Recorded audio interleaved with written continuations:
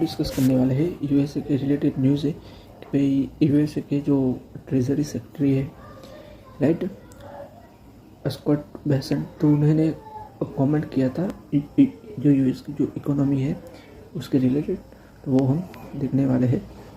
तो गाइस आप देख पा रहे होंगे कि भाई US treasury secretary Scott Bessent recently warn that the overall American economy remain stable but the sector like a housing sector are already experiencing recession like the condition due to the high interest rate had imposed by Federal Reserve। तो देखो उन्होंने जो CNN को उनका interview था 2 नवंबर 2025 को, तो उन्होंने कमेंट किया था कि यूएस की इकोनॉमी है वो स्टेबल है राइट, स्टेबल है, but the housing sector right housing sector है वो स्ट्रगल कर रहा है राइट। तो जो हाउसिंग सेक्टर है वो स्ट्रगल कर रहा है राइट। तो the most affected sector is housing market right, the house right.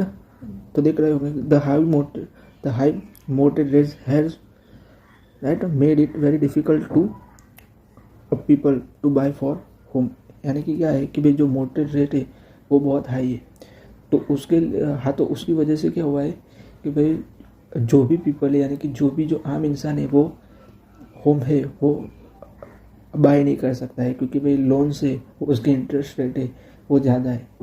तो उसकी वजह से तो वो ब्लेम कर रहे हैं फेडरल रिजर्व को कि भाई फेडरल रिजर्व है राइट, फेडरल रिजर्व है वो इंटरेस्ट रेट कम नहीं कर रहे हैं। उसकी वजह से क्या हुआ है कि जो